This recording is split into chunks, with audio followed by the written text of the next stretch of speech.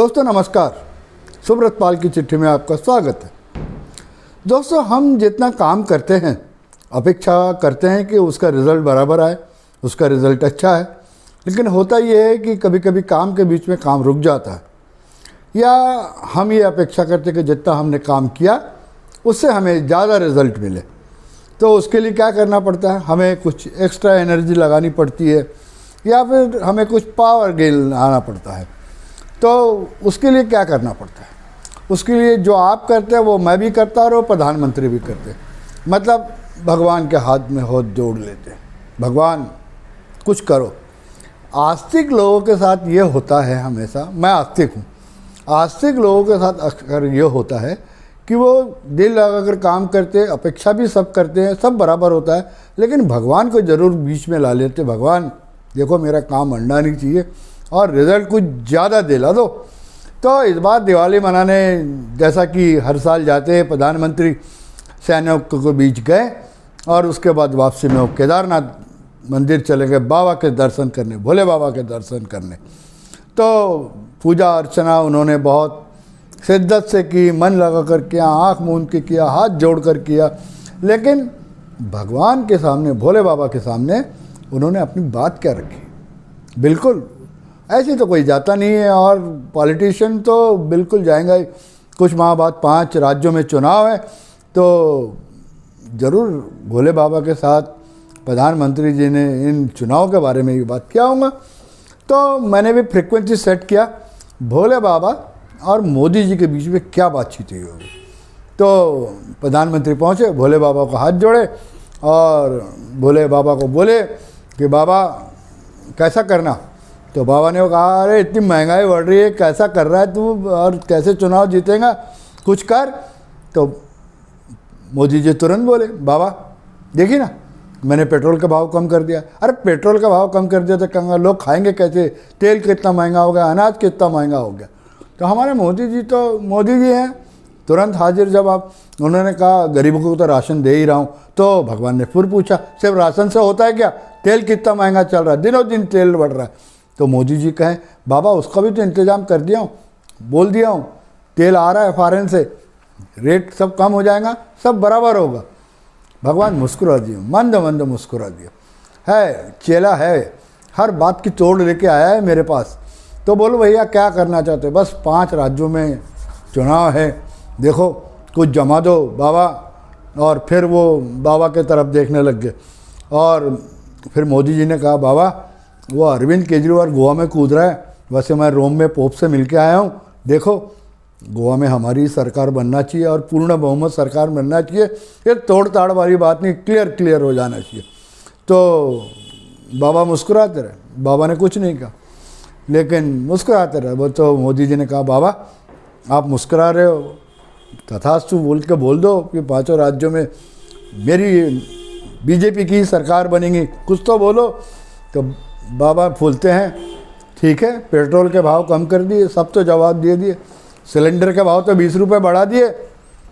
मोदी जी चुप, naughty boy जब चोरी पकड़ी जाती, नोटी बॉय की मुंडी नीचे, मोदी जी नीचे मुंडी।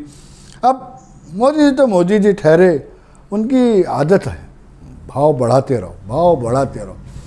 मजबूरी में कुछ भाव कम कर देते हैं, लेकिन फिर भाव बढ़ा ही देते। तो उन्होंने सिलेंडर का भाव बढ़ा दिए। बाबा बोले कैसा, अब कैसा, इसका जवाब दो। तो बाबा बोले इसका भी कुछ इलाज करता हूँ। मोदी जी ने बोले इसका भी कुछ इलाज करता हूँ प्रभु, लेकिन आशीर्वाद तो दे दीजिए। तो मुस्कुरा दिए भोले बाबा। ये मन की बात जो है ये आपको रेडियो में नहीं बताएंगे, रेडियो की मन की बात में मोदी जी आपको नहीं बताएंगे।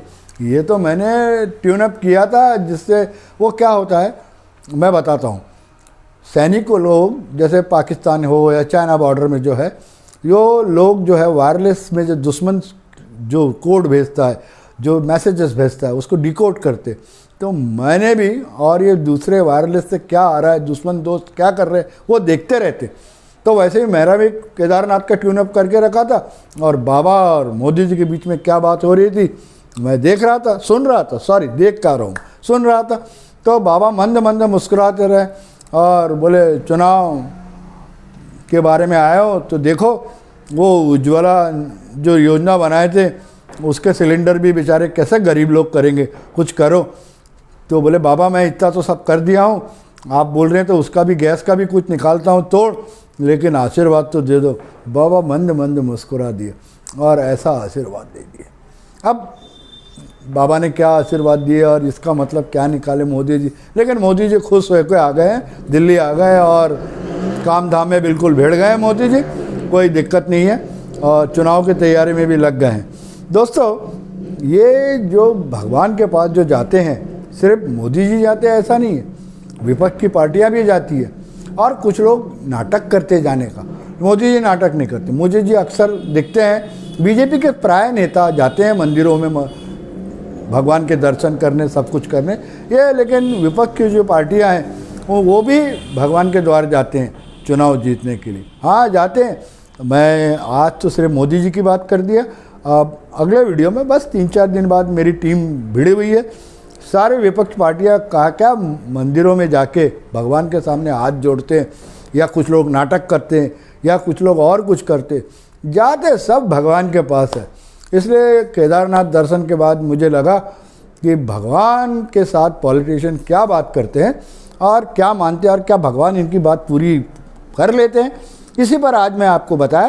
तो आज थी मोदी जी की, बस 2-3 दिन इंतज़ार कीजिए, मैं अपोजिशन के कुछ लीडरों के बायोडाटा निकाल लिया हूँ, कौन नाटक करता है भगवान को पास जाकर, कौन सही में जाता है और क्या क्या करता है, या कौन नास्तिक कौन है।